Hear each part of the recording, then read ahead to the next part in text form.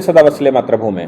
एक प्रश्न जो लगातार मन में चिकोटी ले रहा था और वो ये था कि दिल्ली आबकारी मामला यानी कि शराब घोटाले में मनीष सिसोदिया की गिरफ्तारी के इतने दिन हो गए, वो लोअर कोर्ट में जमानत मांग रहे हैं, हाई कोर्ट में मांग रहे हैं। हालांकि शुरुआत में अभिषेक मनु सिंह भी ऑनरेबल सुप्रीम कोर्ट गए थे जब उनकी गिरफ्तारी हुई थी, बिल्कुल उसी पैटर्न पर जिस पर कांग्रेस के स्पोक्स पर्सन गए थे। तो ये बात आई थी कि सुप्रीम कोर्ट ने कहा शाम को सुनेंगे, सुनने के बाद सुप्रीम कोर्ट ने कहा भाई नीचे लोअर कोर्ट जाओ, हमारे पास क्या करने चले आए। उसके बाद सुप्रीम कोर्ट में केजरीवाल की पूरी सरकार का कोई व्यक्ति या उनकी पार्टी का कोई व्यक्ति सुप्रीम कोर्ट नहीं गया, न ही आबकारी नीति पर जो एफआईआर हुई उसको क्वेश करवाने गया, न ही आबकारी नीति पर या जो सीबीआई इन्वेस्टिगेशन है, इन्वेस्टिगेशन क्वेश करवाने गया। मैं आपको एक सामान्य कानून बता दूं अगर आप उसमें इंटरेस्ट रखते हो।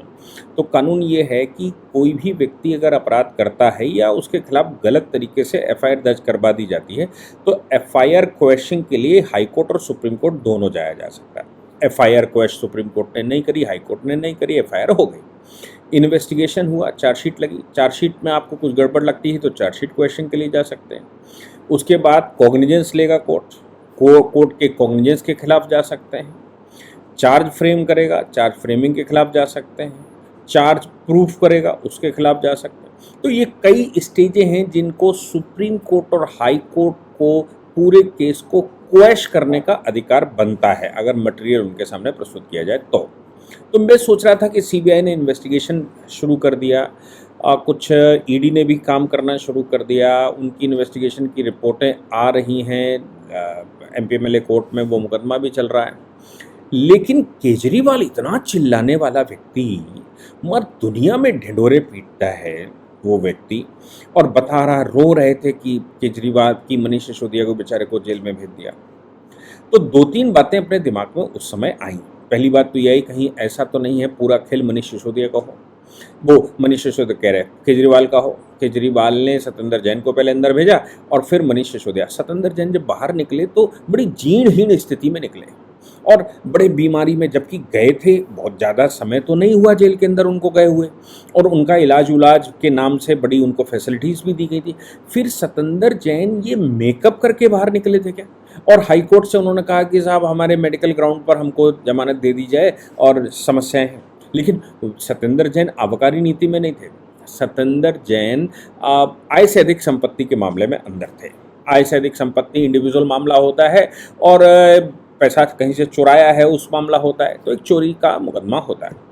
लेकिन मनीष सिसोदिया का तो बड़ा केस था। मनीष सिसोदिया का केस बहुत कुछ गलत करने का मामला था, जिससे कि दिल्ली की जनता, देश का कानून, देश का संविधान, आबकारी की नीति, पब्लिक पॉलिसी, देश का ट्रस्ट, दिल्ली वालों का ट्रस्ट, इन सब मामलों में वो मामला बढ़कर आता है। क्योंकि पॉलिसी बनाकर करोड़ों करोड़ रुपए कमाने की बात कही जाए और वो रुपया कमाकर चुनाव में खर्च किया जाए तो फिर डेमोक्रेसी का मतलब क्या रह गया, फिर लोकतंत्र की परिभाषा का मतलब क्या रह गया? क्योंकि जब आप हमसे ही कमाओगे और हमारे लिए ही कमाओ, हमसे वोट लेने के लिए आप गलत काम कर रहे हैं, आपको सरकार में भेज दिया, तो फिर ये तो कुछ हजम नहीं होता।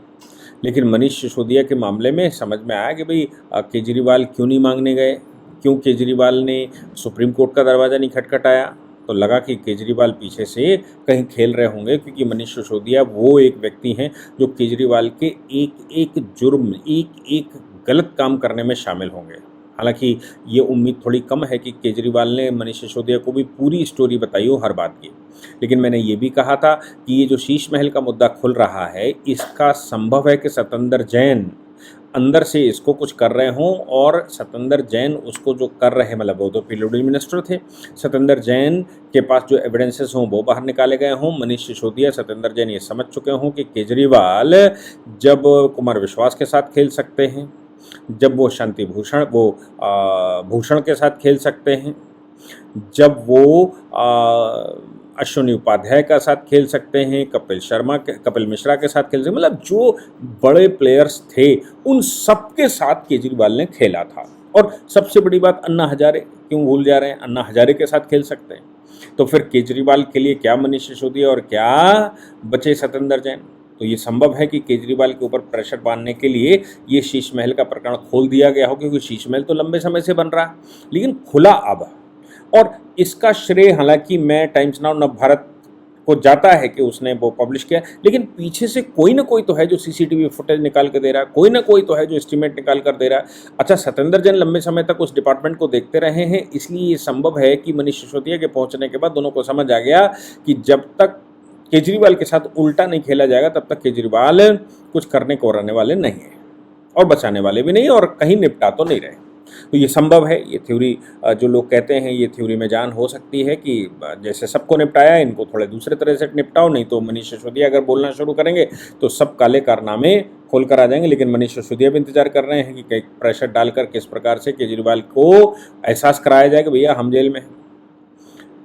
तो एक थ्योरी तो ये है। दूसरी थ्योरी ये समझ में आ रही थी कि भाई मनीष सिसोदिया खुद क्यों नहीं गए सुप्रीम कोर्ट, मनीष सिसोदिया के लिए केजरीवाल क्यों नहीं गए सुप्रीम कोर्ट, हाई कोर्ट के तमाम तरह के ऑर्डर, लोअर कोर्ट के ऑर्डर के खिलाफ सुप्रीम कोर्ट क्यों नहीं जाया जा रहा, आखिर हो क्या रहा है, क्यों ऐसा हो रहा है। तो एक चीज जो एक थ्योरी क्या, वो भी एक विश्वास करने का डॉक्यूमेंट है, वो जो सामने आया वो अपने आप में बता रहा है कि क्यों आखिर मनीष सिसोदिया को ये लगता है कि सुप्रीम कोर्ट में चले गए तो एक बार में खेल खत्म हो जाएगा और भविष्य में फिर इस पर कोई लोअर कोर्ट भी या हाई कोर्ट भी इस पर हाथ नहीं रखेगा। मामला था वाईएसआर कांग्रेस, हम सब जान ही रहे हैं वाईएसआर कांग्रेस कितनी बड़ी प्लेयर इस मामले में थी, और वाईएसआर कांग्रेस के एक सांसद मंगुटा श्री निवासुलु रेड्डी, इनके बेटे राघव मगुंटा, ये भी उस मामले में, अबकारी मामले में फंसे हुए हैं।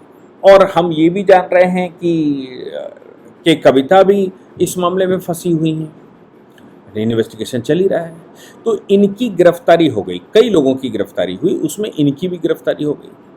अब ये नीचे लोअर कोर्ट चले गए, फिर हाई कोर्ट चले गए, सब ने बेलें इनकी रिजेक्ट कर दी क्योंकि इन्वेस्टिगेशन चल रहा है और गंभीर मामला है, मनीष सिसोदिया को नहीं छोड़ा जा सकता, ये सब उसके उस मामले में पार्टनर है, इसलिए छोड़ा किसी को नहीं जा सकता।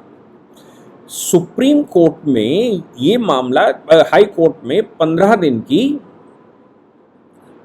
दिन के लिए हाई कोर्ट में ये लगाया गया कि साहब हमें थोड़ी इंतरिम बेल दे दीजिए, नानी बीमार है।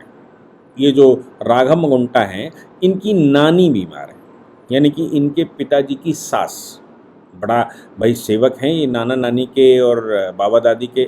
सरकार में वाईएसआर रेड्डी सरकार में होते हुए, मतलब उनकी सरकार है और सरकार में होते पिता भी सांसद हैं, और ऐसी परिस्थिति में नानी की सेवा करने के लिए पोते की ज़रूरत पड़ गई, और पोते ने हाई कोर्ट में ये लगाया कि साहब नानी बीमार हैं बहुत और नानी की हालत बहुत सीरियस है, हमको साहब एक इंतरिम बेल दे दी जाए। मैं बेल के मामले में भी आपको बता दूं, जब बहुत टिपिकल केसेस होते हैं तो 2-3 तरह से इंतरिम बेल या पेरोल मांगी जाती है, और वो तरीके ये हैं कि एग्ज़ाम देना है, साहब राष्ट्र निर्माण में हमें एजुकेशन के लिए कौन रोक सकता है, तो एजुकेशन लेने के लिए एग्ज़ाम देना है, ये करना वो करना, तो उसके लिए भी अनुमति ली जाती है। दूसरा, कोई बीमार हो जाए उसके लिए अनुमति ली जाती है कि भाई बीमारी में जाना है, किसी की मृत्यु हो जाए तो इंतरिम बेल ली जाती है। तो ये बहुत सारे तरीके हैं जिसमें ये कहा जाता है कि साहब इंतरिम बेल हमको दे दो, हम बेल नहीं मांग रहे, हमें एक थोड़े से समय के लिए बेल दे दीजिए, हम अपना एग्ज़ाम दे लें, हम अपनी नानी की सेवा कर लें, माँ बाप की सेवा कर लें, या घर में परिवार में बच्चे बीमार हैं, पत्नी बीमार है, ऐसा कुछ लगाया जाता। मनीष सिसोदिया ने भी वही टैक्टिक अपनाई थी। देखिए, दोनों ने सेम तरह की टैक्टिक अपनाई। मनीष सिसोदिया ने भी ये टैक्टिक अपनाई कि उनकी पत्नी बीमार है, भाई अरविंद केजरीवाल बाहर हैं, क्या इतने अच्छे अस्पताल बना दिए, इतनी अच्छी अस्पताल की व्यवस्था कर दी, इतने अच्छे डॉक्टर बिठा दिए, और उसके बाद भी सेवा करने के लिए मनीष सिसोदिया की आवश्यकता पड़ गई? क्या केजरीवाल का आँख का पानी मर चुका है कि उनका कोई मिनिस्टर, कोई भी व्यक्ति मनीष सिसोदिया की पत्नी की सेवा नहीं कर सकता? और अस्पताल इतने अच्छे बना दिए, उनका दावा है तो उन अस्पतालों में उनका इलाज नहीं हो सकता, लेकिन नहीं, कहा गया कि भाई उनकी पत्नी बीमार है इसलिए उनको इंतरिम बेल दे दी जाए। उनको इंतरिम बेल दी भी गई पत्नी से मिलने के लिए, बाद में उनको सरेंडर करने को। सेम टैक्टिक इस्तेमाल करी राघव मगुंटा ने, जो वाईएसआर कांग्रेस के सांसद के बेटे हैं। उन्होंने कहा नानी बीमार है। हाई कोर्ट ने 15, दिल्ली हाई कोर्ट ने 15 दिन के लिए वो दे दिया कि भाई 15 दिन की इनको इंतरिम जमानत दी जाती है, नानी की सेवा कर लें, नानी बीमार है। सरकार चली गई, यानी कि ये जो एलजी हैं वो उनकी तरफ से या सीबीआई की तरफ से मैं कह दूं, वो मामला सुप्रीम कोर्ट चला गया। सुप्रीम कोर्ट में कहा गया कि भाई इतने लोग इनकी नानी की तीमारदारी करने वाले लोग हैं, इतना सब कुछ है, सरकारें हैं, सब कुछ है, फिर इनको तीमारदारी करने के लिए, नानी की सेवा करने के लिए इनको क्यों बेल दे दी गई। दूसरा, अब तो ये मिल लिए हैं नानी से, नानी ठीक ठाक हो गई होंगी, तो अब वापस करें, अब घर वापसी कर दें, घर वापसी मतलब जेल वापसी कर दें, इसलिए अंतरिम जमानत को खत्म कर दिया जाए, जो होना था वो हो गया। सुप्रीम कोर्ट की इस समय वेकेशनल बेंच में honourable justice Aniruddha Bose, honourable justice Rajesh Bindal, इनकी अदालत में additional solicitor general SB Raju ने दलील दी और उन्होंने कहा कि भाई ये जो है वो नानी की देखभाल करने के लिए जो कहा जा रहा है वो ठीक नहीं है। मंगूटा नानी से मिल लिए हैं, अब इनको वापस ही बुलाया जाए और ये जो है बहुत बड़े इफेक्ट डाल सकते हैं और इस पर बहुत कुछ हो सकता है। पीठ ने क्या कहा, सुप्रीम कोर्ट ने सुना तो पीठ ने कहा, प्रतिवेदन पर विचार करने और प्रतिवादी की नानी के चिकित्सा दस्तावेजों को देखने के बाद हमारी राय में जिस उद्देश्य के लिए प्रतिवादी को रिहा किया गया था वो 12 जून 2023 को आत्मसमर्पण करने के लिए कहा जा सकता है। यानी कि नानी के डॉक्यूमेंट देखे भाई बीमारी क्या है और जो उद्देश्य था, नानी गले लगना चाहती थी, वो सब कुछ हो गया। ऐसा करिए 12 जून को आप सरेंडर करिए दोबारा।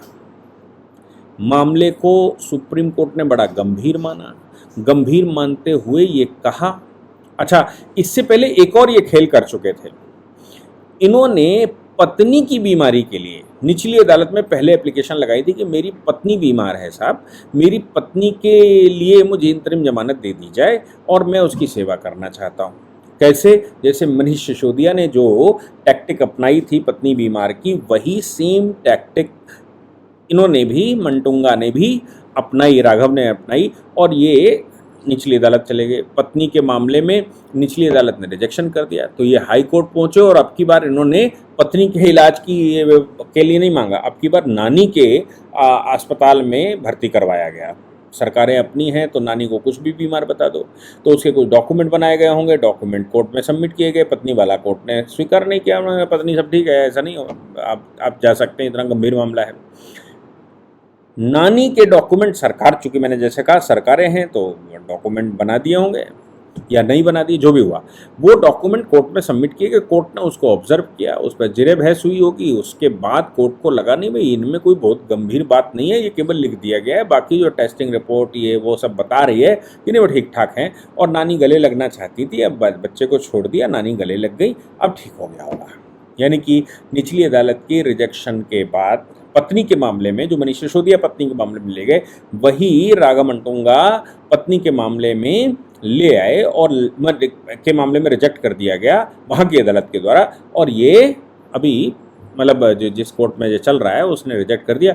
अब ये हाई कोर्ट पहुँचे, हाई कोर्ट ने, दिल्ली हाई कोर्ट ने इनको स्वीकार कर दिया था, लेकिन सुप्रीम कोर्ट ने वो जमानत फिर से कैंसिल कर दी और कैंसिल करके इनको जेल भेजने के आदेश दे दिए। अब सोचो, इसमें मुख्य अभियुक्त तो मनीष सिसोदिया है और मनीष सिसोदिया अगर मुख्य अभियुक्त हैं और ये राघव मंटुंडा जो भी इनका नाम है, मैं माफ़ कीजिएगा, जो भी इनका नाम है, वो मंगुंटा को जब जेल भेज दिया गया, जो कि सह अभियुक्त हैं, तो मुख्य अभियुक्त को सुप्रीम कोर्ट से राहत कैसे मिल सकती थी। इसका मतलब ये हो गया कि कोर्ट की नज़र में भी ये मामला बहुत गंभीर है। प्राइमा फेसाई जो एविडेंस लगाए गए होंगे, उन एविडेंसेस के आधार पर ये स्वीकार किया गया होगा कि इसकी गहराई से इस पूरे गैंग का पर्दाफाश होना चाहिए, पूरे नेक्सस टूटना चाहिए और सुप्रीम कोर्ट या जो ट्रायल कोर्ट है, ट्रायल कोर्ट के सामने मतलब जो इन्वेस्टिगेटिंग टीम है, उस इन्वेस्टिगेटिंग टीम को पूरी अनुमति देनी चाहिए, पूरा स्वतंत्रता देनी चाहिए, ताकि वो सही से केस फाइल कर सकें और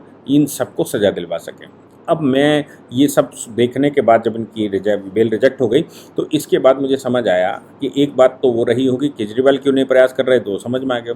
दूसरी बात, मनीष सिसोदिया को अगर सुप्रीम कोर्ट ने खारिज कर दिया, जैसे मागुंटा के मामले में किया गया, तो फिर ये किसी दिन के नहीं रहेंगे। इसलिए सब सुप्रीम कोर्ट गए ही नहीं किसी मामले को लेकर, ना ही एफआईआर क्वेश के लिए गए, ना ही चार्जशीट क्वेश के लिए गए, ना इन्वेस्टिगेशन क्वेश करने के लिए गए, ना ही एलिगेशंस को क्वेश करने, कुछ नहीं गए। सुप्रीम कोर्ट गए ही नहीं पहले दिन के बाद। आप सोचिए, दिल्ली में बैठे हुए हैं, केंद्र सरकार को लगातार लकड़ी करने का काम कर रहे हैं। केंद्र सरकार के जो लोग हैं उनको एंटी करप्शन ब्यूरो के माध्यम से गिरफ्तारी के भी इन्होंने भरपूर प्रयास कर लिए थे जब शुरू में इनको पावर दी गई थी। तो अब सुप्रीम कोर्ट क्यों नहीं जा रहे भाई? एक बार मनीष सिसोदिया के मामले को लेकर सुप्रीम कोर्ट चले जाओ। हाँ, ये ज़रूर है कि मनीष सिसोदिया में भी टैक्टिक काम कर गई, सत्येंद्र जैन में भी टैक्टिक काम कर रही, इसमें भी, इस मामले में भी पत्नी वाली टैक्टिक काम नहीं करी थी, लेकिन नानी वाली टैक्टिक काम कर गई थी। हाई कोर्ट ने कर दिया था, लेकिन सुप्रीम कोर्ट ने उसको फिर से खारिज करके ये बता दिया कि आप लोग बहुत बड़े स्तर पर जो प्रेमा फसाई केस बन रहा है वो बड़ा केस बन रहा है, इस पर इन्वेस्टिगेशन की गहनता से आवश्यकता है, आपको छोड़ने का मतलब गलत हो जाएगा, इसलिए श्रीमान जी वापस जेल में आइए। और मनीष सिसोदिया इस बात को हो सकता है मगुंटा के माध्यम से देखने की कोशिश कर रहे हो कि सुप्रीम कोर्ट में क्या होता है। अगर मगुंटा को मिल जाएगी तो हमें तो फिर मिल ही जाएगी, लेकिन मगुंटा की भी जो इंतरिम बेल हाईकोर्ट ने ग्रांट की थी वो भी खारिज हो गई। जय हिंद, जय भारत, वंदे मातरम।